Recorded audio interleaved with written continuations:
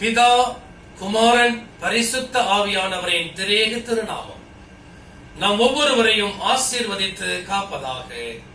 ஆமென். திருத்துவ பண்டிகைக்கு பின்வரும் 5வது ஞாயிற்றுக்கிழமை இந்த நாளில் இந்த சிறிய ஆராதனைக்கு துவக்கமாகவும் கடவுளுக்கு மாட்சிமை உண்டாகும் வண்ணமாகவும் 171வது கீர்த்தனை வருவாய் தருணமிதுவே அழைக்கிறாரே வல்ல ஆண்டவர் இயேசுவண்டை என்ற 171வது கீர்த்தனையை இணைந்து பாடுவோமாக. வருவாய் தருணமிதுவே அழைக்கிறாரே வல்ல ஆண்டவர் இயேசுவண்டை.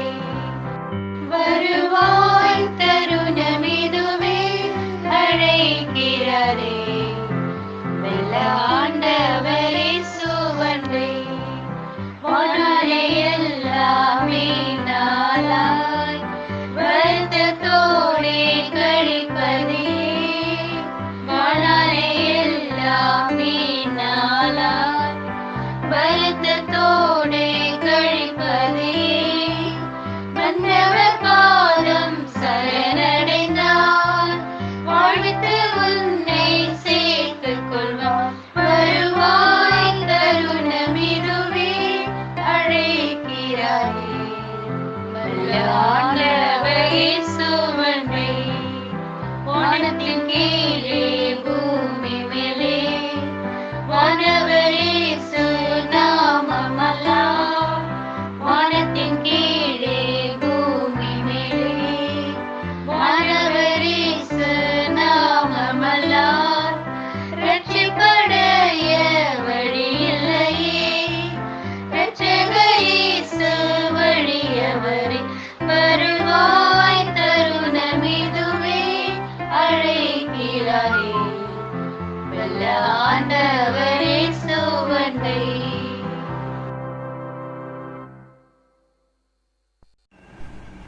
ஜெபம் செய்வோம். எங்களை நேசிக்கிற நல்ல ஆண்டவரே, இந்த வாரத்தின் முதல் நாளுக்காக உமக்கு நாங்கள் நன்றி சொல்லுகிறோம்.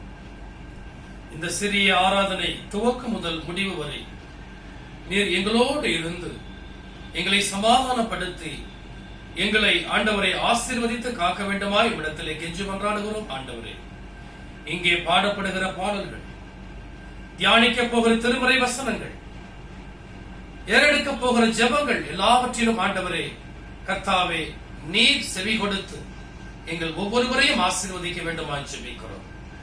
இதை கேட்கிற ஒவ்வொரு பிள்ளைகளும் சமாதானத்தையும் சந்தோஷத்தையும் பெற்றுக்கொள்ள தேவனின் கிருபை செய்ய வேண்டுமாய் இயேசு கிறிஸ்துவின் வழியாக உம்மிடத்தில் கேட்கிறோம் ஜீவனுள்ள பிதாவே, ஆமென். திருத்துவ பண்டிகைக்கு பின்வரும் 5வது ஞாயிற்றுக்கிழமை இந்த நாளுக்காக திருச்சபை நமக்கு கொடுத்திருக்கிற திருமறை பகுதி. அது பரிசுத்த லூக்கா எழுதிய நற்செய்தி நூல் 5ஆம் அதிகாரம் வசனங்கள் 1 தொடங்கி 11 முடியும். லூக்கா எழுதிய நற்செய்தி நூல் 5ஆம் அதிகாரம் வசனங்கள் 1 11 முடியும். பின்பு அவர் கெனசரேத்து கடலருகே நின்ற பொழுது திரளான ஜனங்கள் தேவ வசனத்தை கேட்கும்படி அவரிடத்தில் நெருங்கினார்கள். அப்பொழுது கடற்கரையிலே நின்ற 2 படகுகளை கண்டார். மீன் பிடிக்கிறவர்கள் அவைகளை விட்டிறங்கி வலைகளை அலசிக் கொண்டிருந்தார்கள். அப்பொழுது அந்த படகுகளில் ஒன்றில் ஏறினார். அது சீமோனுடையதாய் இருந்தது. அதை கரையில் இருந்து சற்றே தள்ளும்படி அவனை கேட்டுக்கொண்டு அந்த படவில் உட்கார்ந்து ஜனங்களுக்கு போதகம் பண்ணினார். அவர் போதகம் பண்ணி முடித்த பின்பு சீமோனை நோக்கி, ஆழத்திலே தள்ளி கொண்டு போய் மீன் பிடிக்கும்படி உங்கள் வலைகளை போடுங்கள் என்றார்.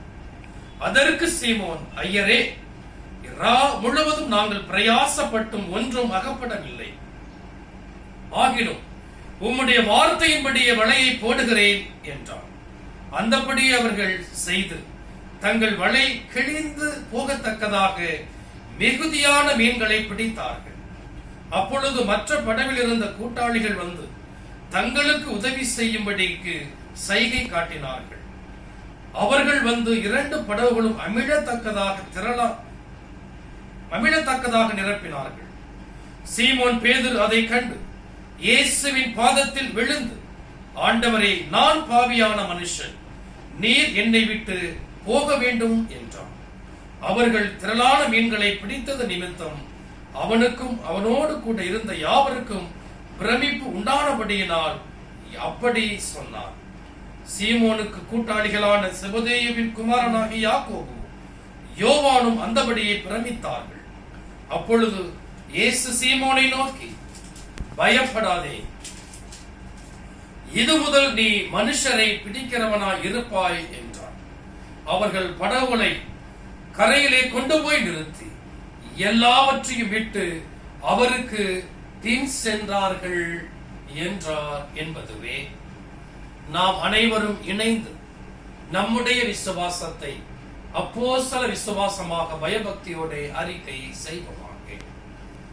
பரலோகத்தையும் பூலோகத்தையும் படைத்த சர்வவல்ல பிதாவாகிய கடவுளை விசுவாசிக்கிறேன். அவருடைய குமாரனும் ஆண்டவரும் ஆகிய இயேசு கிறிஸ்துவை விசுவாசிக்கிறேன்.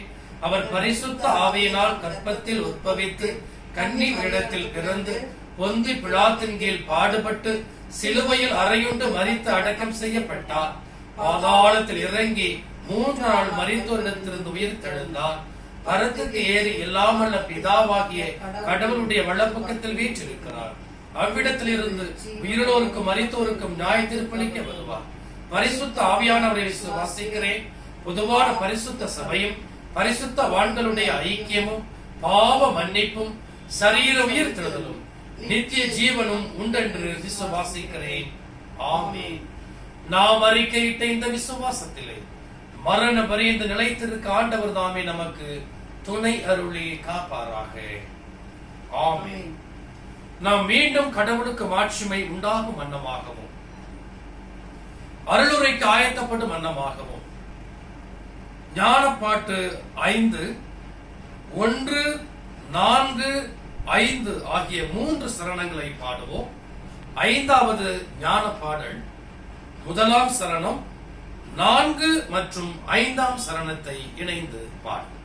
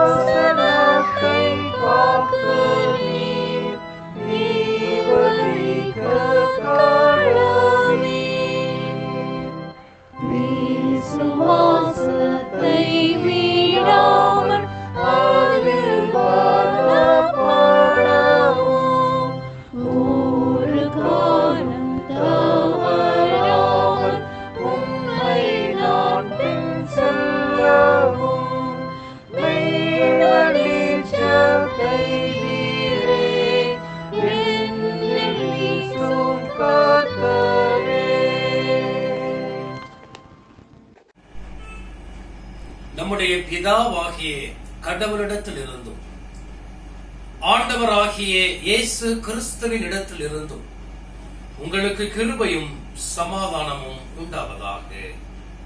ஆமென்.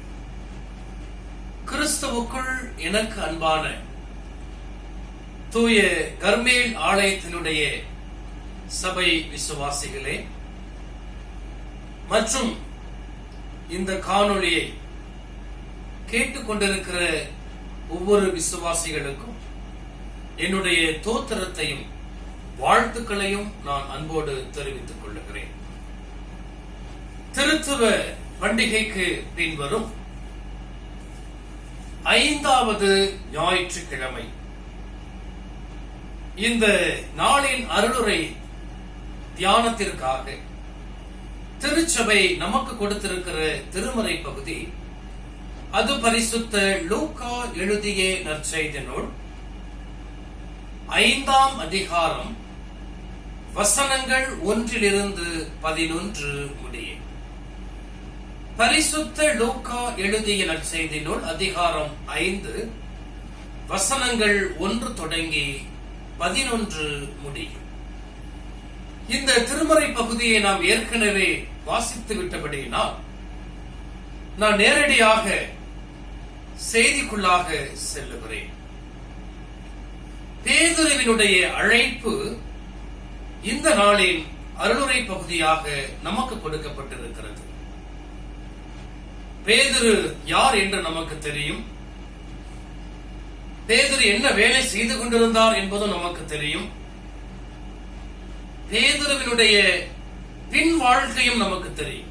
ஆண்டவராகிய இயேசு கிறிஸ்துவை ஏற்றுக்கொண்ட பிறகு அவர் எப்படி இருந்தார், எப்படி மறுபடியும் அவர் மீன்பிடிக்க சென்றார், மறுபடியும் எப்படி பேதுருவை ஆண்டவராக இயேசு கிறிஸ்து அழைத்தார் என்பதை குறித்து நமக்கு தெரியும். ஆனால் இந்த அழைப்பு பேதுருவின் முதலாவது அழைப்பு. பேதுருவின் முதலாவது அழைப்பு. நன்றாக புரிந்து கொள்ள வேண்டும். 4 நற்செய்தி நூலும் சொல்லுகிற ஒருவருடைய அழைப்பு என்று சொன்னால் அது பேதுரு மட்டும்தான். மத்தேயு 4ஆம் அதிகாரம் 18-22 முடிய திருவசனங்கள் அவருடைய அழைப்பை குறித்து சொல்லுகிறது. அதிலே பேதுரு அந்திரேயாவும் வலைகளை அலசி கொண்டிருந்தார்கள்.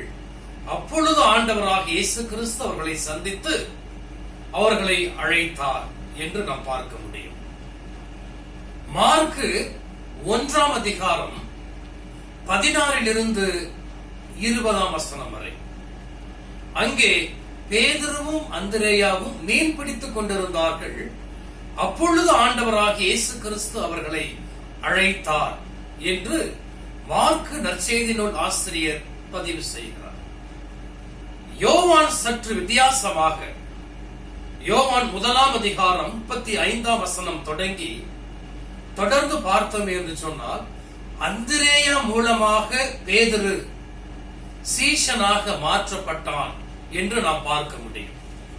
யோவான் 1ஆம் அதிகாரம் 35ஆம் வசனம் தொடங்கி பேதுருவினுடைய அழைப்பு, பிலிப்பு, நாத்தான்வே, அந்திரேயா போன்ற சீஷர்களுடைய அழைப்பை குறித்து நாம் அங்கே பார்க்க முடியும். இதிலே ஒன்று நிச்சயம், பேதுருவின் அழைப்பு 4 நற்செய்தி நூல் ஆசிரியர்களும் அதை பதிவு செய்கிறார்கள். லூக்கா சற்று வித்தியாசமாக பதிவு செய்கிறார். லூக்கா அவருடைய பதிவின்படி நாம் வாசிக்க கேட்ட இந்த திருமறை வசனத்தின்படி, இரவு முழுவதும் பேதுரு மீன் பிடித்துவிட்டு ஒன்றும் இல்லாத பொழுது, ஒன்றும் கிடைக்காத பொழுது களைப்புடன், சோர்வுடன், ஏமாற்றத்துடன் அவர் இருக்கின்ற பொழுது கடவுள் அவரை சந்திக்கிறார். ஆண்டவராகிய இயேசு கிறிஸ்து அவரை சந்திக்கிறார். அப்படி சந்தித்து, உன் வலைகளை ஆழத்திலே கொண்டு போய் போடு என்று சொன்ன பொழுது அவன் ஆழத்திலே கொண்டு வந்து போடுகிறான். திரளான மீன்கள் அவருக்கு கிடைத்ததாக அங்கே பதிவு செய்யப்படுகிறது. அப்படி திரளான மீன்கள் கிடைத்த பொழுது பக்கத்தில் இருக்கிற படகு வைத்திருக்கிற அந்த மீனவர்களையும் அழைத்து மிக அதிகமான மீனை அவர்கள் அன்றைக்கு பிடித்தார்கள் என்று அங்கே பதிவு செய்யப்படுகிறது.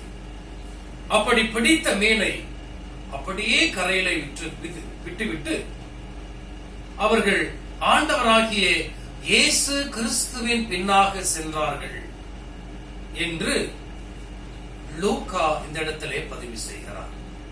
அன்பான தேவனுடைய பிள்ளைகளே, மத்தேயு அவர்கள் வலைகளை அலசிக் கொண்டிருந்ததாக சொல்லப்படுகிறது. மத்தேயு 4ஆம் அதிகாரம் 18 22. மார்க்கு 1ஆம் அதிகாரம் 16 20 வசனத்தில் அவரும் அவருடைய சகோதரனும் அந்திரேயாவும் மீன் பிடித்துக் கொண்டிருந்தார்கள் என்று சொல்லப்படுகிறது. யோவானிலோ அந்திரேயா மூலமாக பேதுரு ஆண்டவராகிய இயேசு கிறிஸ்துவின் சீஷனாக மாற்றப்படுவதாக அங்கே பதிவு செய்யப்படுகிறது. ஆனால் லூக்கா மட்டுமே ஒரு மிகப்பெரிய புதிய ஒரு அனுபவத்தை இந்த இடத்திலே சொல்லுகிறார். ஒரு புதிய செய்தியை இந்த இடத்திலே சொல்லுகிறார். கிறிஸ்துவுக்குள் அன்பான தேவனுடைய பிள்ளைகளே, இந்த பேதுருவின் அழைப்பு மட்டும் ஏன் 4 நற்செய்தி நூல் ஆசிரியர்களும் சொல்லுகிறார்கள்? மத்தேயு 9ஆம் அதிகாரம் 9ஆம் வசனத்தில் மத்தேயுவின் அழைப்பும் அங்கே சொல்லப்படும். ஆனால் பேதுருவின் அழைப்பு மட்டுமே 4 நற்செய்தி நூல் ஆசிரியர்களும் இங்கே பதிவு செய்கிறார்கள். காரணம், ஆண்டவராகிய இயேசு கிறிஸ்துவுக்கு பிறகு அவருடைய ஊழியத்தை, அவருடைய திருப்பணியை, அவருடைய திருச்சபையை வழிநடத்தக்கூடிய அந்த பொறுப்பு பேதுருவிடம் இருக்கிறது. ஆகவே பேதுருவின் அழைப்பு இங்கே மையப்படுத்தப்படுகிறது. பழைய ஏற்பாட்டிலே நிறைய அழைப்புகள் நாம் பார்க்க முடியும். ஆபிரகாம், தாவீது, மோசே, ஆமோஸ், ஏசாயா, இப்படி நிறைய நம்முடைய முன்னோர்களுடைய அழைப்பை நாம் பார்க்க முடியும். ஆனால் இங்கே ஆண்டவராகிய இயேசு கிறிஸ்துவினால் அழைக்கப்பட்டவர்கள், குறிப்பாக பேதுருவின் அழைப்பு நமக்கு நிறைய பாடங்களை கற்றுத்தரப் போகிறது.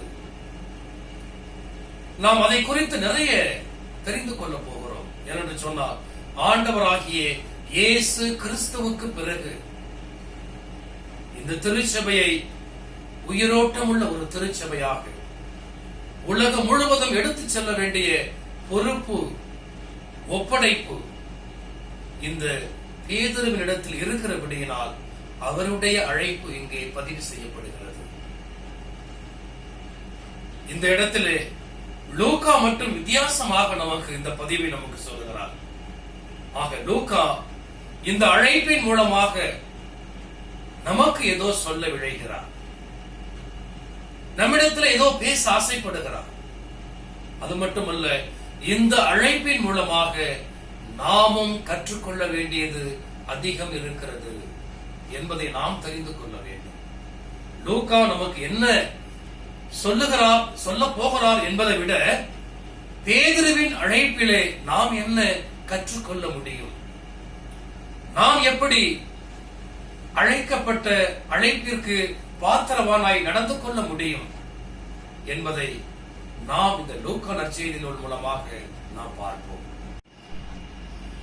கிறிஸ்துவுக்குள் அன்பான தேவனுடைய பிள்ளைகளே, ஆண்டவராகிய இயேசு கிறிஸ்து இந்த இடத்துல பேதுருவை பரிசோதித்து பார்க்கிறார்.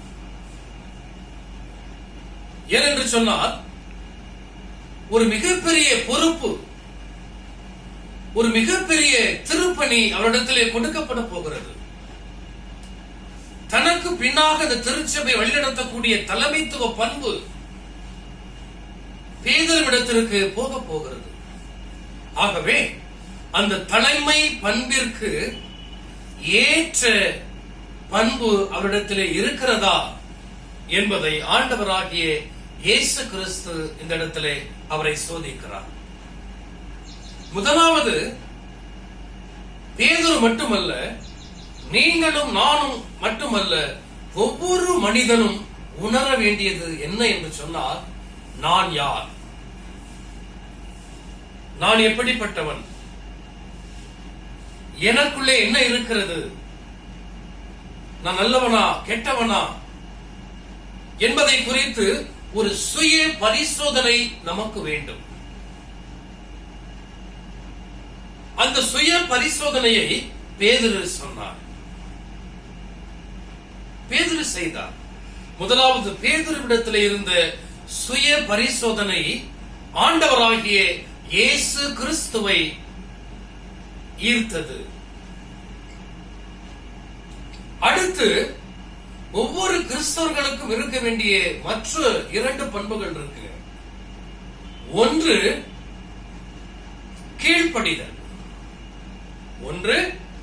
கீழ்ப்படிதல், அடுத்து தாழ்மை. மொத்தம் 3 காரியங்களை இடத்துல சொல்லி இருக்கிறேன். ஒன்று தான் யார் என்று செய்யப்படுகிற சுய பரிசோதனை, அடுத்து தாழ்மை, அடுத்து கீழ்ப்படிதல். இந்த 3 காரியமும் ஒவ்வொரு கிறிஸ்தவனுக்கும் மிக மிக மிக மிக முக்கியம்.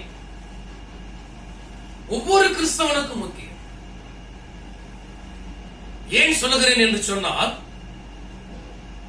ஆண்டவராகிய இயேசு கிறிஸ்துவை பற்றி அப்போஸ்தலனாகிய பவுல் பிலிப்பியருக்கு எழுதிய அந்த திருமுகத்துல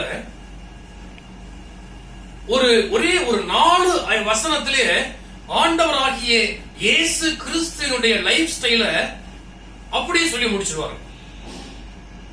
பிலிப்பியர் 2ஆம் அதிகாரம் 5ஆம் வசனத்திலிருந்து நான் வாசிக்கிறேன். தயவு செய்து கூர்மையாக கவனியுங்கள். பைபிள் வச்சிருக்கிறவங்க சேர்ந்து பாருங்க. கிறிஸ்து இயேசுவில் இருந்த சிந்தையே உங்களிலும் இருக்க கடவது. அவர் தேவனுடைய ரூபமாய் இருந்தும் தேவனுக்கு சமமாய் இருப்பதை கொள்ளையாடின பொருளாக எண்ணாமல் தம்மை தாமே வெறுமையாக்கி அடிமையின் ரூபம் எடுத்து மனுஷர் சாயலானார். அவர் மனுஷ ரூபமாய் காணப்பட்டு மரண பரியந்தம், அதாவது சிலுவையின் மரண பரியந்தம் கீழ்ப்படிந்தவராகி தம்மைதாமே தாழ்த்தினார். ஆதலால் தேவன் எல்லாவற்றிற்கும் மேலாக அவரை உயர்த்தி இயேசுவின் நாமத்தில் வானோர் பூதலத்தோர் பூமியின் கீழானருடைய முழங்கால்கள் யாவும் உடங்கும்படிக்கும். அன்பான தேவனுடைய பிள்ளைகளே, இவருடைய அந்த வாழ்க்கை வரலாற்றை, அந்த லைஃப் ஹிஸ்டரிய 5 வசனத்திலே அப்போஸ்தலனாகிய பவுல் சொல்லுகிறார். பிலிப்பியருக்கு எழுதின நிருபத்துல ஃபர்ஸ்ட் 5வது வசனத்துல உங்களுக்கு சொல்றாரு, கிறிஸ்து இயேசுவில் இருந்த சிந்தையே உங்களிடம் இருக்க கடவது. ஆண்டவராகிய இயேசு கிறிஸ்துவை ஏற்றுக்கொண்ட ஒவ்வொருவருக்கும் ஒவ்வொருத்தருடைய மனதிலும் இருக்க வேண்டிய காரியம் என்ன தெரியுமா? ஆண்டவராகிய இயேசு கிறிஸ்துவின் சிந்தை, அவருடைய விருப்பம், அவருடைய வாழ்க்கை, அவர் எப்படி நடந்து கொண்டார், அவர் எப்படி நமக்கு முன்மாதிரியாக இருந்தார் என்பதை ஒவ்வொரு கிறிஸ்தவனும் அவரை மட்டுமே முன்மாதிரியான வாழ்க்கை வாழ முற்பட வேண்டும். நான் ஒரு பாதிரியாராக இருந்தாலும் எனக்கு முன்னோடி ஆபிரகாம் அல்ல, அல்லது பேதுரு அல்ல, அல்லது மோசே அல்ல, பவுல் அல்ல. மாறாக இந்த இடத்துல அப்போஸ்தலனாகிய பவுல் சொல்றாரு, ஆண்டவராகிய இயேசு கிறிஸ்துவினுடைய சிந்தை நம் ஒவ்வொருவருக்கும் இருக்க வேண்டும். அப்படி என்ன அவர் சிந்தை வச்சிருந்தாரு பாருங்க. அவர் தேவனுடைய ரூபமாய் இருந்தும் தேவனுக்கு சமமாய் இருப்பதை கொள்ளையாடின பொருளாக எண்ணாமல், அவர் கடவுளுக்கு நிகரான ஒருவர். ஆனால் அந்த கடவுளுக்கு நிகரான ஒன்றை அவர் நமக்கு வந்த மிகப்பெரிய கிஃப்ட் இது, இதை வச்சு நம்ம பல்வேறு வகையில என்ன பண்ணிக்கலாம், இதை யூஸ் பண்ணிக்கலாம் அப்படின்னு நினைக்கல.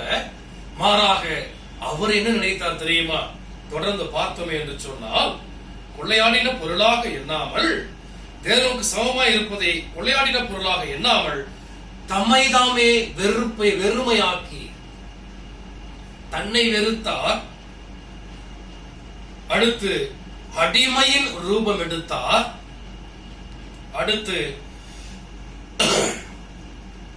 மரண பரியந்தம், அதாவது சிலுவையின் மரண பரியந்தம் கீழ்ப்படிந்தவராகி தம்மை தாமே தாழ்த்தினார்.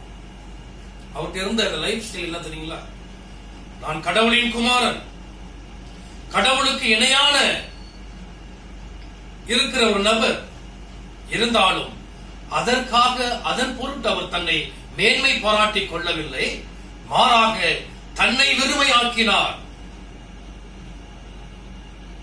கீழ்ப்படிந்தார், தன்னை தாழ்த்தினார் என்று 3 விஷயத்தை அப்போஸ்தலனாகிய பவுல் இந்த இடத்திலே சொல்லுகிறார். அப்படியானால் ஆண்டவராகிய இயேசு கிறிஸ்துவை உலக இரட்சகராக ஏற்றுக்கொண்டிருக்கிற நீங்களும் நானும், உங்களுக்கும் எனக்கும் இந்த தகுதி இருக்கிறதா? நம்மை நாமே வெறுமையாக்குகிற சித்தம் நம்மகிட்ட இருக்குதா? சிந்தை இருக்கிறதா? தாழ்மை நம்மிடத்திலே இருக்கிறதா? கீழ்ப்படிதல் நம்மிடத்திலே இருக்கிறதா? ஏனென்று சொன்னால், ஏனென்ற திருச்சபையை ஆண்டவராகிய இயேசு கிறிஸ்துவுக்கு பிறகு வழிநடத்த போகிறவர் அந்த பேதுரு. ஆகவே அந்த பேதுரு இடத்துல அது இருக்கிறதா என்று சொல்லி ஆண்டவராகிய இயேசு கிறிஸ்து இந்த இடத்திலே அவரை சோதிக்கிறார். இந்த இடத்திலே அவரை சோதிக்கிறார். கிறிஸ்துவுக்குள் அன்பானவருடைய பிள்ளைகளே, இருக்கிறதா இல்லையா? பேதுருவினுடைய ஒவ்வொரு செயலும் ஆண்டவராகிய இயேசு கிறிஸ்துவை எப்படி ஈர்த்தது? மற்ற நற்செய்திகளை போல நீங்க மீன் பிடிச்சுக்கிட்டு இருக்கீங்க, வாங்க என் பின்னே வாருங்கள், மனுஷரை பிடிப்போர் ஆக்குவர் என்று சொல்லவில்லையே. மாறாக ஒரு பரிசோதனையை அங்கு செய்கிறார், ஒரு டெஸ்ட் அங்கு வைக்கிறாரு. அந்த டெஸ்ட்ல பாஸ் பண்ண பிறகுதான் சொல்றாரு, என் பின்னே வாருங்கள், உங்களை மனிதரை பிடிப்போராக மாற்றுவேன் என்று சொல்லுகிறார். அப்ப அந்த டெஸ்ட்ல அவர் பாஸ் பண்ணிருக்கிறார். பேதுரு அந்த ஆண்டவராகிய இயேசு கிறிஸ்து வைத்த அந்த சோதனையிலே அவர் ஜெயித்திருக்கிறார். அந்த டெஸ்ட்ல பாஸ் பண்ணியிருக்கிறார். ஆகவே அவர் முடிவு எடுத்திருக்கிறார். என்ன முடிவு? இனிமேல் எனக்கு பிறகு இந்த திருச்சபையை, என்னுடைய ஆடுகளை மேய்ப்பதற்கு பேதுரு மிக சரியான ஒரு நபர் என்பதை ஆண்டவராகிய இயேசு கிறிஸ்து புரிந்து கொண்டார்.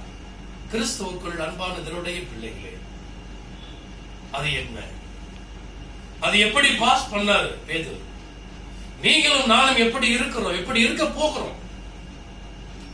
நல்லா புரிந்துக்கங்க. பேதுருவை மட்டுமல்ல, நம்மையும் கடவுள் அழைத்திருக்கிறார், உங்களையும் என்னையும் அழைத்திருக்கிறார். நான் இன்றைக்கு ஒரு பாதிரியாராக உங்களோடு நான் பேசுகிறேன் என்று சொன்னால் என்னை மட்டுமே அவர் அழைக்கவில்லை, உங்களையும் அழைத்திருக்கிறார். இதை நீங்கள் கேட்பீர்களே, ஆனால் நீங்கள் இந்த திருவசனத்தை கேட்க வேண்டும் என்று கடவுள் முன் குறித்திருக்கிறார். அன்பானவருடைய பிள்ளைகளே, பேதுரு எப்படி அந்த பரிசோதனையிலே தேர்ச்சி அடைந்தார், நாம் எப்படி இனிமேல் இருக்க போகிறோம் என்பதை குறித்து நாம் தொடர்ந்து பார்ப்போம். கிறிஸ்துவுக்குள் அன்பான தேவ ஜனமே, முதலாவது ஆண்டவராகிய இயேசு கிறிஸ்துவை கவர்ந்தது பேதுருவினுடைய கீழ்ப்படிதல். நன்றாக நாம் ஒன்றை மற்றும் புரிந்து கொள்ள வேண்டும். என்னுடைய 3ஆம் ஆண்டு இன்டர்ன்ஷிப் அந்த புரோகிராம்ல நான் மீனவர்களை குறித்து தான் ஆராய்வதற்காக நான் கன்னியாகுமரி 3.5 மாதங்கள் கன்னியாகுமரியில் நான் இருந்தேன். அந்த மீனவர்களோடு நல்ல பழக்கம் எனக்கு இருக்கிறது. அவர்கள் அனுபவத்தை என்னோடு பகிர்ந்து கொள்வார்கள். அப்படி அவர்கள் சொல்லுகின்ற பொழுது என்னிடத்திலே அவர் சொன்னார்கள், பிரதர், நாங்கள் படுக்கும் பொழுது அந்த மேகம் எந்த திசையை நோக்கி பயணிக்கிறது என்பதை குறித்து நாங்கள் அறிந்து அதற்கேற்றார் போல் எந்த திசையிலே நாங்கள் சென்றால் எங்களுக்கு மீன் கிடைக்கும் என்று எங்களுக்கு தெரியும் என்று சொல்லி நான் கேட்டிருக்கிறேன். அப்படியானால் எங்கே போனால் மீன் கிடைக்கும், எந்த இடத்திலே வலையை போட்டால் நிறைய மீன்களை எடுக்கலாம், பிடிக்கலாம் என்பதை குறித்து மீனவர்கள் நன்றாக அறிந்திருக்கிறார்கள். அப்படி மீன்பிடி தொழிலே மிகவும் தேர்ச்சி பெற்றவன் பேதுரு. ஏனென்றால் அவர் ஒரு மீனவனாக அந்த இடத்திலே பணி செய்கிறார். அவருக்கு தெரியாத நல்ல அனுபவம் இருக்கிறது. அவருக்கு தெரியாதது ஒன்றும் இல்லை. ஆனாலும் ஆண்டவராகிய இயேசு கிறிஸ்து அவர்களை பார்த்து ஒரு வார்த்தை சொல்றாரு. நீங்கள் 5ஆம் அதிகாரம் 4ஆம் வசனத்துல சீமோனை நோக்கி ஆழத்திலே தள்ளி கொண்டு போய் மீன் பிடிக்கும்படி உங்கள் வலைகளை போடுங்கள் என்றார். அதற்கு பேதுரு சொல்றாங்க, அதற்கு சீமோன், ஐயரே, முழுவதும் நாங்கள் பிரயாசப்பட்டும் ஒன்றும் அகப்படவில்லை. ஆகிலும் உம்முடைய வார்த்தையின்படியே வலைகளை போடுகிறேன் என்றார். அந்த இடத்துல அந்த மீன்பிடி தொழிலை பற்றி அனுபவம் இல்லாத ஒருவர், இன்னும் சொல்ல போனால் 40 நாட்கள் உபவாசம் இருந்து நேரடியாக திருப்பணிக்குள்ளாக செல்லுகிறார். அப்படி சென்ற பொழுது பேதுருவை சந்திக்கிறார். அவரிடத்தில் அவர் சொல்லுகிற ஒரு விஷயம், ஆழத்துல தள்ளி கொண்டு போய் மீன்களை போடுங்கள். மிகவும் ரொம்ப இதுல எக்ஸ்பீரியன்ஸ் கேண்ட் யாருன்னு கேட்டீங்கன்னா பேதுரு, மீன் பிடிக்கிறது. ஆனால் சொல்றான், நான் முழுவதும் நான் கஷ்டப்பட்டேன், இருந்தாலும் நீங்க சொல்றீங்க, நான் ஒபே பண்றேன். என்ன சொல்லி இருக்கணும்? உண்மையிலே நான் ஒரு மீனவன், எனக்கு தெரியாதா? இரவு முழுவதும் எல்லா இடத்திலும் நான் வலையை போட்டேனே, எனக்கு மீன் கிடைக்கவில்லையே, உங்களுக்கு மீன் பிடிப்பதை பற்றி என்ன தெரியும்? எனக்கு இப்படி சொல்லுகிறீர்களே என்று சொல்லி நிராகரிக்கவில்லை. மாறாக, ஐயரே, முழுவதும் நாங்கள் மீன் பிடித்தோம், ஆனால் ஒன்றும் கிடைக்கவில்லை, வலைகளை போட்டோம், ஒன்றும் கிடைக்கவில்லை. நீங்கள் சொல்லுகிறீர், இப்பொழுது நான் போடுகிறேன் என்று சொல்லி கீழ்ப்படிகிறார். பைபிள் ஒரு வசனம் இருக்குங்க, கீழ்ப்படியாமையின் மூலமாக பாவம் வந்தது. இந்த கனியை நீர் சாப்பிட வேண்டாம் என்று ஆதாமுக்கும் ஏவாளுக்கும் கடவுள் சொன்ன பொழுது அதற்கு கீழ்ப்படியாததனால் பாவம் இந்த உலகத்திற்கு வந்தது. ஆகவே கடவுள் நம்மிடம் எதிர்பார்ப்பது கீழ்ப்படிதல். ஆண்டவராகிய இயேசு கிறிஸ்து அந்த கீழ்ப்படிதல் இவரிடத்திலே இருக்கிறதா என்று சொல்லி அவனை பரிசோதிக்கிறார். அந்த கீழ்ப்படிதல் இருக்கிறதா என்று சொல்லி பரிசோதித்த அந்த பரிசோதிப்பிலே பேதுரு சரியாக கீழ்ப்படுகிறார். அது ஆண்டவராகிய இயேசு கிறிஸ்துவை ஈர்த்தது. அடுத்து நீங்க பாத்தீங்க அப்படின்னு சொன்னா, தன்னை யார் என்று அவன் அறிகிறான். மன்னிக்கணும், அடுத்தது நான் தாழ்மைக்கு நான் போயிடும். அடுத்தது பாருங்க, அதே 8ஆம் வசனம்.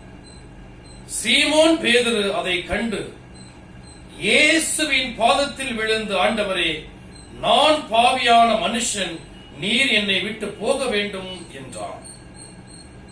கிறிஸ்தவுக்குள் அன்பான தேவனுடைய பிள்ளைகளே, தாழ்மை, பணிவு.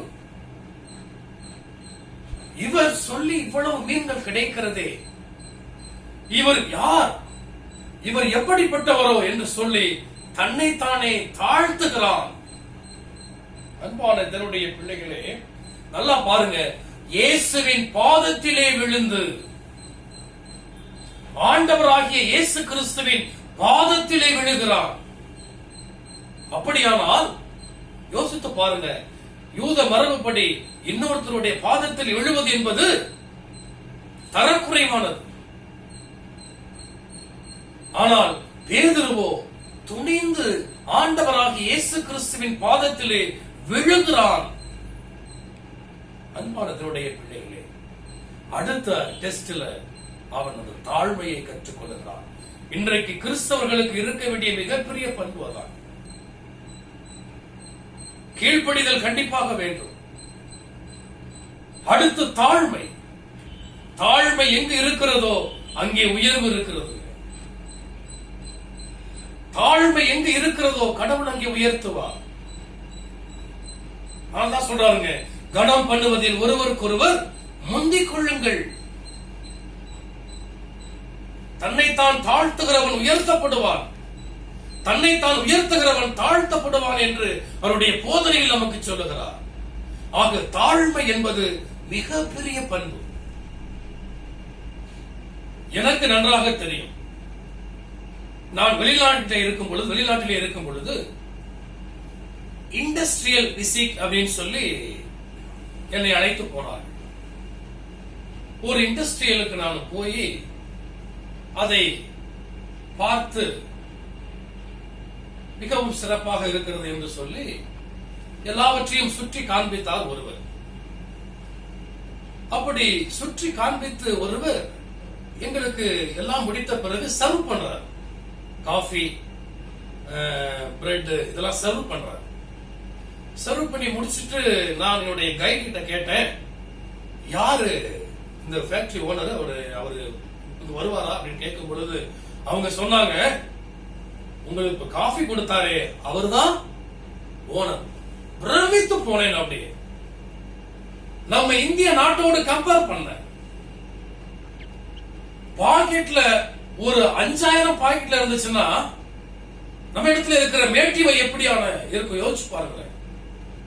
நம்ம இடத்துல கொஞ்சம் தொகை இருக்குமாயின் மேட்டிமை உள்ளவர்களாக நாம் காணப்படுவோம். கிட்டத்தட்ட 500 கோடி ரூபாய்க்கு அதிபதி அவன் எனக்கு காஃபி சர்வ் பண்ண நினைச்சு பிரமித்து போனேன். அப்படியே அந்த தாழ்மை நமக்கு வேண்டும்.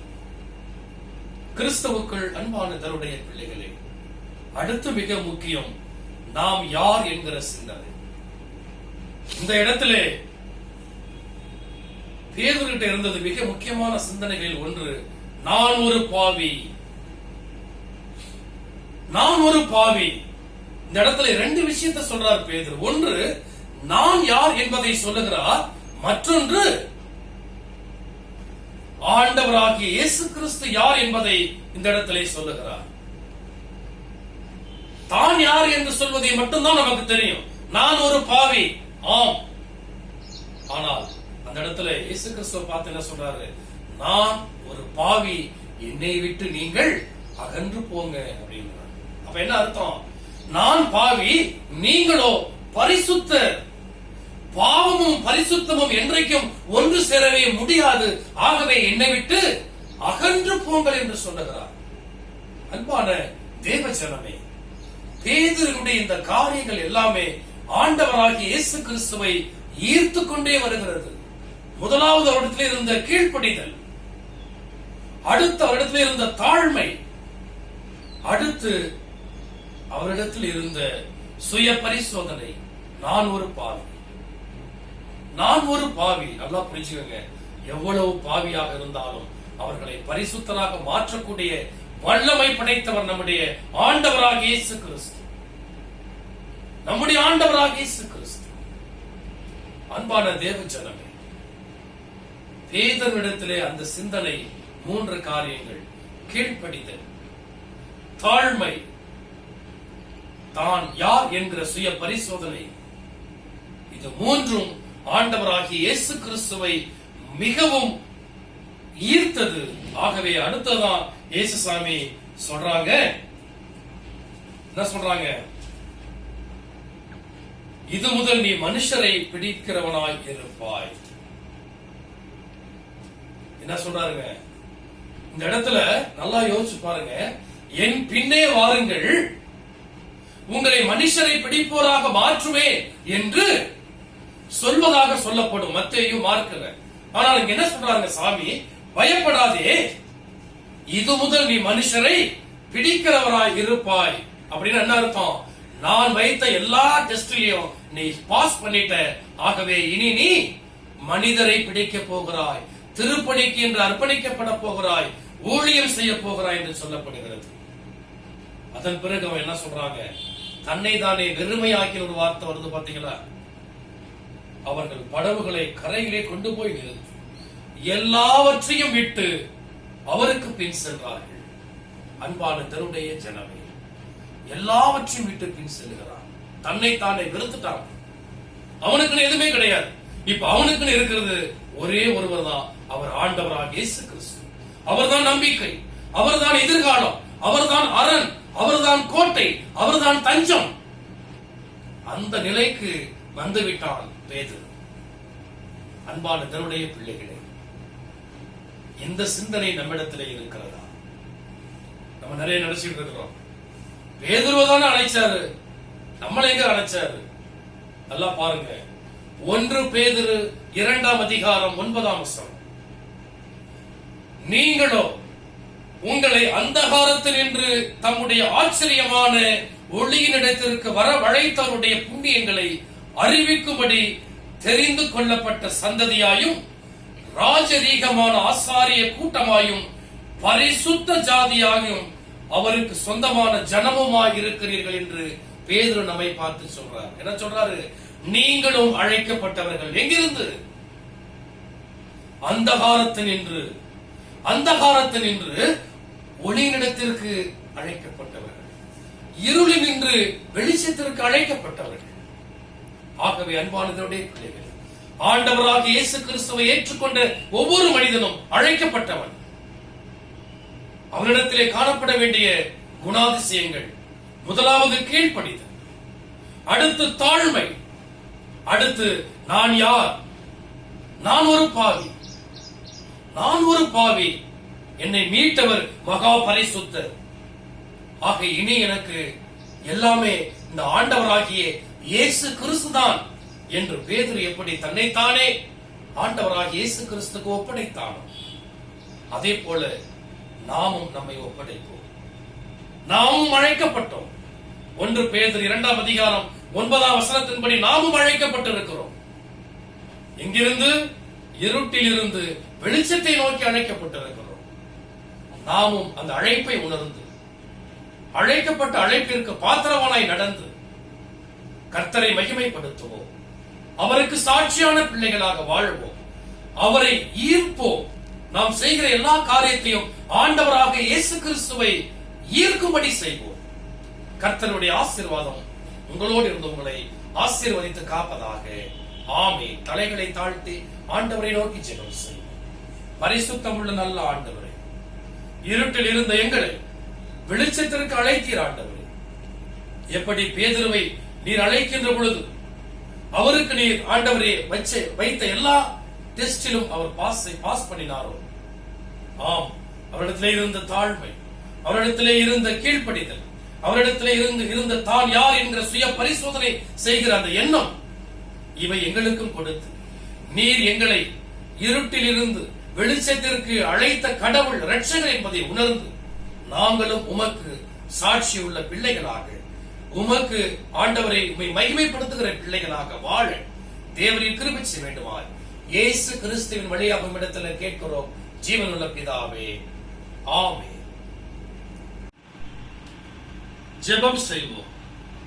எங்களை நேசிக்கிற நல்ல ஆண்டவரே, கர்த்தாவே, கடந்த நேரம் முழுவதும் பேதுருவின் அழைப்பின் மூலமாக நாங்கள் கற்றுக்கொண்ட பாடம் ஆண்டவரே, கீழ்ப்படிதல், தாழ்மை, தம்மை தாமே சுய பரிசோதனை செய்து கொள்ளுகிற அந்த மனப்பக்குவம், எல்லாவற்றையும் வெறுமையாக்கி எல்லாவற்றையும் விட நீர் உயர்ந்தவர் என்கிற சிந்தனை, இந்த சிந்தனைகளை எங்களிடத்திலே கொடுத்து நீர் ஆசீர்வதிக்க வேண்டுமாய் ஜெபிக்கிறோம் ஆண்டவரே. கடந்த வாரம் முழுவதும் நீர் எங்களை சுகத்தோடு பலத்தோடு பாதுகாத்தபடி நான் நன்றி சொல்லுகிறோம். எந்த நோய் தொற்றும் எங்களை அணுகாதபடி உம்முடைய சட்டைகளின் கீழ் எங்களை மறைத்து பாதுகாத்து வந்தபடியினால் உமக்கு நாங்கள் நன்றி சொல்லுகிறோம் சுவாமி.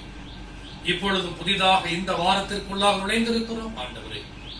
ஆம் சுவாமி, அரசாங்கம் பல்வேறு கட்டுப்பாடுகளை எங்களுக்கு விதித்திருந்தாலும் கொரோனா தொற்று என்கிற அந்த கொடிய வைரஸிற்கு பாதுகாப்பிற்காக ஆண்டவரை அவற்றிலிருந்து தங்களை நாங்கள் பாதுகாத்துக் கொள்ள வேண்டும் என்பதற்காக அரசாங்கங்களும் மருத்துவர்களும் பல்வேறு ஆண்டவரை கட்டுப்பாடுகளை விதித்திருக்கிறார்கள். நாங்கள் கீழ்ப்படுகிறோம் ஆண்டவரை. அதே நேரத்தில் எல்லா கட்டுப்பாடுகளுக்கும் முன்பதாக உம்முடைய கர்த்தாவை பாதுகாப்பு எங்களுக்கு இருந்தால் மட்டுமே நாங்கள் உயிர் பிழைக்க முடியும் சுவாமி. நாங்கள் நிர்மூலமாகாமல் இருப்பது உம்முடைய சுத்த கிருபை ஆண்டவரே. ஆகவே சுவாமி, உம்முடைய சித்தம் ஆண்டவரே, உம்முடைய பாதுகாப்பு, உம்முடைய பராமரிப்பு எங்களோடு கூட இருப்பதனால் எந்த நோய் தொற்றும் இல்லாதபடி நாங்கள் கர்த்தாவே சந்தோஷமாக வாழுகிறோம். அதே நேரத்தில் இந்த நோய் தொற்றோடு மருத்துவமனையிலும் இல்லங்களிலும் தனிமைப்படுத்தப்பட்டிருக்கிற பிள்ளைகளுக்காக வருகிறோம். அருமை பிள்ளைகள் ஒவ்வொருவரையும் ஆண்டவரே நீர் சுகத்தை கொடுத்து ஆசீர்வதித்து மீட்டெடுத்து வழிநடத்தி பாதுகாக்க வேண்டுமாய் ஜெபிக்கிறோம் ஆண்டவரே. ஆம் சுவாமி கர்த்தாவே, நாங்கள் எங்களுடைய குருசேகரத்தை கரத்தில் ஒப்படைக்கிறோம். குருசேகரத்தில் இருக்கிற சிறு பிள்ளைகள் தொடங்கி வயது முதிர்ந்தவர்கள் வரை இருக்கிற ஒவ்வொரு பிள்ளைகளையும் ஆசீர்வதியும் பாதுகாத்தரலும். எந்த சுகவீனமும் பலவீனம் அருமை பிள்ளைகளை அண்டாதபடி நீர் பாதுகாக்க வேண்டுமாய் ஜெபிக்கிறோம். எங்களுடைய திருச்சபை உடைய கரத்தில் ஒப்படைக்கிறோம். திருச்சபையுடைய பேராயர், குருமார்கள், ஆலோசனை சங்க உறுப்பினர்களுக்காக உமக்கு நாங்கள் நன்றி சொல்லுகிறோம். அவர்களுக்காக ஜெபம் செய்கிறோம் ஆண்டவரே. இந்திய தேசத்திற்காக, தமிழகத்திற்காக, பாண்டிச்சேரிக்காக மற்றும் ஆண்டவரே இந்தியாவில் இருக்கிற ஒவ்வொரு மாநிலத்திற்காக நன்றி சொல்லுகிறோம் ஆண்டவரே. உலகம் முழுவதும் ஆண்டவரே இந்த கொரோனா தொற்றினால் ஆண்டவரே மிகவும் பாதிக்கப்பட்டிருக்கிற ஒவ்வொரு பிள்ளைகளுக்காக உம்மிடத்திலே வேண்டுதல் செய்கிறோம். ஆம் ஆண்டவரே, எல்லாவற்றையும் நீர் நினைத்தால் நொடி பொழுதில் மாற்ற முடியும் ஆண்டவரே. தேவரீர் தாமே உம்முடைய பரிசுத்த இரத்தத்தை ஒவ்வொரு பிள்ளைகளிடத்திலும் தெளித்து நோய்வாய்ப்பட்டு அவதிப்பட்டு ஆண்டவரே மிகவும் சோர்வுற்று இருக்கிற ஒவ்வொரு பிள்ளைகள் மேலும் ஆண்டவரே உம்முடைய ஆண்டவரே பாதுகாப்பின் கரத்தையும் பரிசுத்த இரத்தத்தையும் வைத்து நீர் ஆசீர்வதித்து மீட்டெடுக்க வேண்டுமாய் உம்மிடத்திலே கெஞ்சி மன்றாடுகிறோம் ஆண்டவரே. நாங்களும் விரைவாக உம்முடைய ஆலயத்திலே வந்து உம்மை ஆராதிக்க, உம்மை துதிக்க, உம்மை போற்ற ஆண்டவரே நீர் எங்களுக்கு அந்த சந்தர்ப்பத்திற்காக காத்திருக்கிறோம். அந்த சந்தர்ப்பத்தை விரைவாக கொடுத்து எங்களை நீர் ஆசீர்வதித்து பாதுகாத்து பராமரிக்க வேண்டுமாய் இயேசு கிறிஸ்துவின் வழியாக உம்மிடத்தில் கேட்கிறோம் ஜீவனுள்ள பிதாவே, ஆமென். பரமண்டலங்கள் இருக்கிற எங்கள் பிதாவே, உம்முடைய நாமம் பரிசுத்தப்படுவதாக, உம்முடைய ராஜ்யம் வருவதாக, உம்முடைய சித்தம் பரமண்டலத்திலே செய்யப்படுகிறது போல பூமியிலையும் செய்யப்படுவதாக. ஆகாரத்தை இன்று எங்களுக்கு தந்தரும். நாங்கள் கடனாளிகளுக்கு மன்னிக்கிறது போல நீர் எங்கள் பாவக்கடனை மன்னித்தரணும். எங்களை சோதனைக்குள் பிரவேசிக்க பண்ணாதிரும். தீமை என்று ரட்சித்தரும். ராஜ்யமும் வல்லமையும் மகிமையும் என்றென்றைக்கும் உம்முடையவைகளே, ஆமென். கர்த்தரானவர் உங்களோடு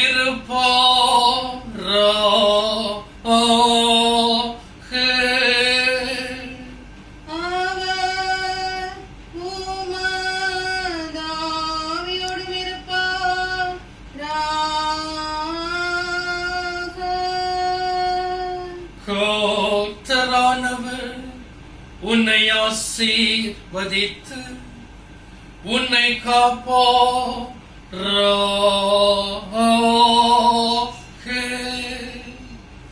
கர்த்தரானவர் தமது திருமுகத்தை உன்மேல் பிரகாசிக்க செய்து உன்னிடம் கிருபையுள்ளவராயிருப்பார்.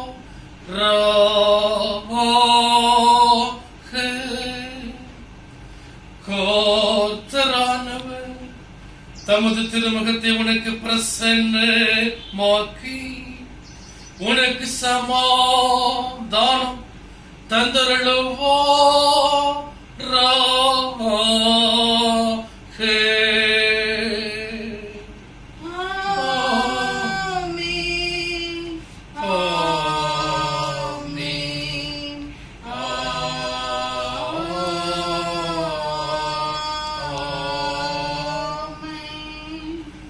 இருநூற்று 52வது கீர்த்தனையின் 3வது சரணத்தை மட்டும் பாடுவோம்.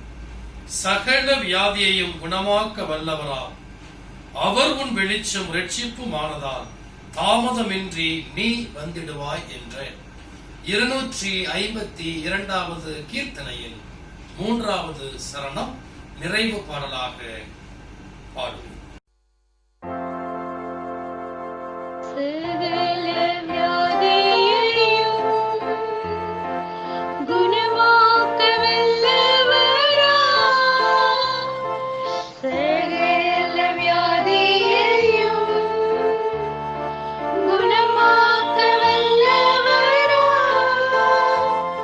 அவர் உன் வெளிச்சம் இரட்சிப்புமானதால்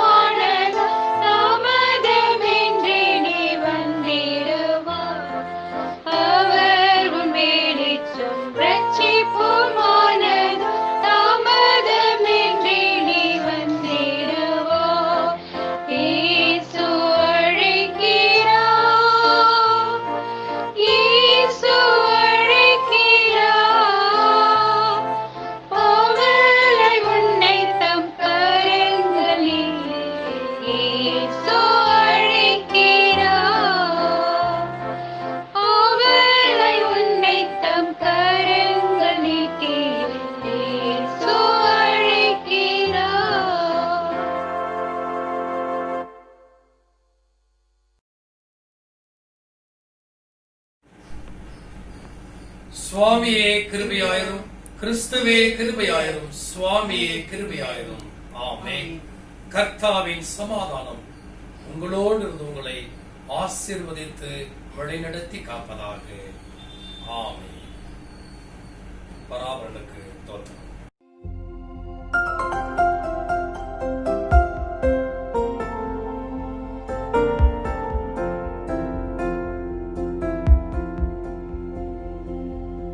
சோராது ஜெபித்திட ஜெபாவி வரம் தாருமே, தடையாவும் அகற்றிடுமே. தயை வேண்டி பாதம் வந்தே, எந்தன் ஜெப வேளை உமை தேடி வந்தே. தேவா பதில் தாருமே, எந்தன் கோட்டை எந்தன் தஞ்சம் நீரே, உம்மை நான் நாடி வந்தேன். எந்தன் கோட்டை எந்தன் தஞ்சம் நீரே, உம்மை நான் நாடி வந்தேன். எந்தன் ஜெப வேளை உமை தேடி வந்தேன். தேவா பதில் தாருமே.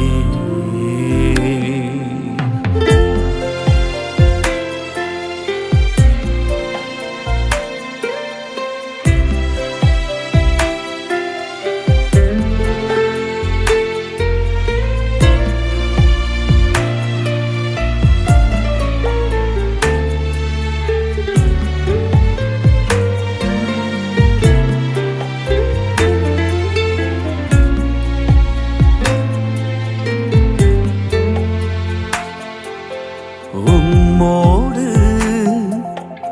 எந்நாளும் உறவாட அருள் செய்யுமே. கர்த்தாவே உம் வார்த்தையை கேட்டிட காத்திருப்பேனே. உம்மோடு எந்நாளும் உறவாட அருள் செய்யுமே.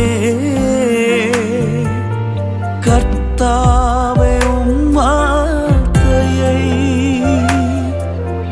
கேட்டிட காத்திருப்பேனே. எந்தன் ஜெப வேளை உமை தேடி வந்தேன். தேவா பதில் தாருமே. எந்தன் கோட்டை எந்தன் தஞ்சம் நீரே, உம்மை நான் நாடி வந்தேன். எந்தன் கோட்டை எந்தன் தஞ்சம் நீரே, உம்மை நான் நாடி வந்தேன். எந்தன் ஜெப வேளை உம்மை தேடி வந்தேன். தேவா பதில் தாருமே.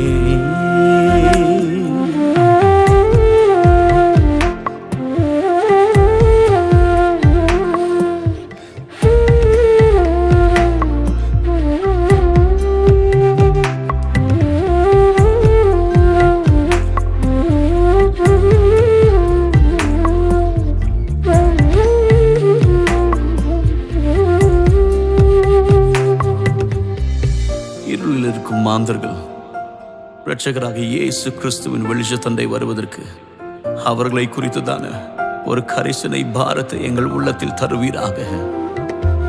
நம்பிக்கை இல்லாமல் அழிகின்ற மாந்தர்களை மீட்டிடும் என் இயேசுவே. போராடி ஜெபிக்கின்றேன் நாதா. நம்பிக்கை இல்லாமல்